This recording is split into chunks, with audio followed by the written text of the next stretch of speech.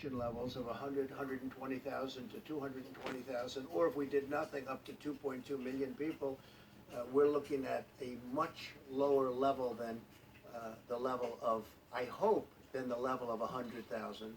So we're going to see.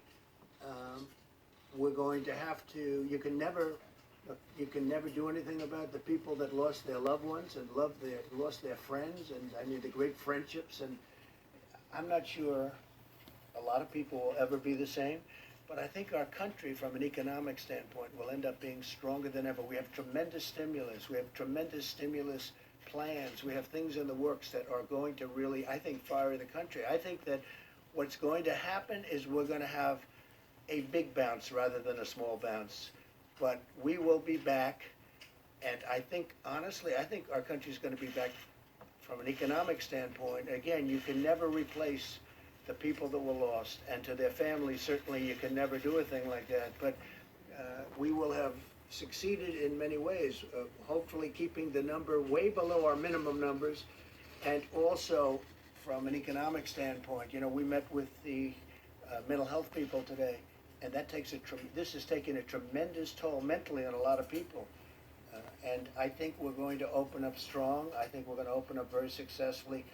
And I'd like to say even more successfully than before. Please. Thank you, Mr. President. Oil is trading today at about $23 a barrel in New York. Where would you want to see the price? Do you want it at $30, $40, $50 a barrel? Well, I want to see it where there's a certain market, but I also don't want to see it where people have no idea. You know, we'll be opening up areas for storage of oil, massive areas for storage of oil, because oil today is not selling. And what happened is the virus knocked out 40% of the market. Immediately, you know that, you know the number, 40%. Now, there was a lot of oil, but it was very controllable. All of a sudden, they lost 40%. You look at the roads, you look at the car, you look at what's going on. There's nobody driving.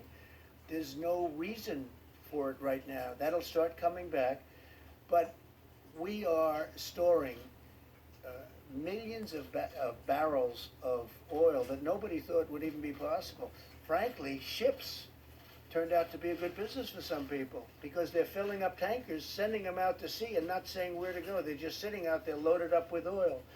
So we want to save our energy in this country. We want to make sure that our energy companies, businesses, and employees, workers, remain strong. So that's how I'm involved, and I think that's going to happen. So right now, if you look, you're probably talking 23, 25.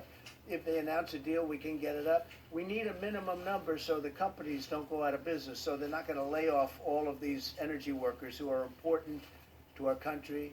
And you know, we're now energy independent. We could do something where we only used our oil.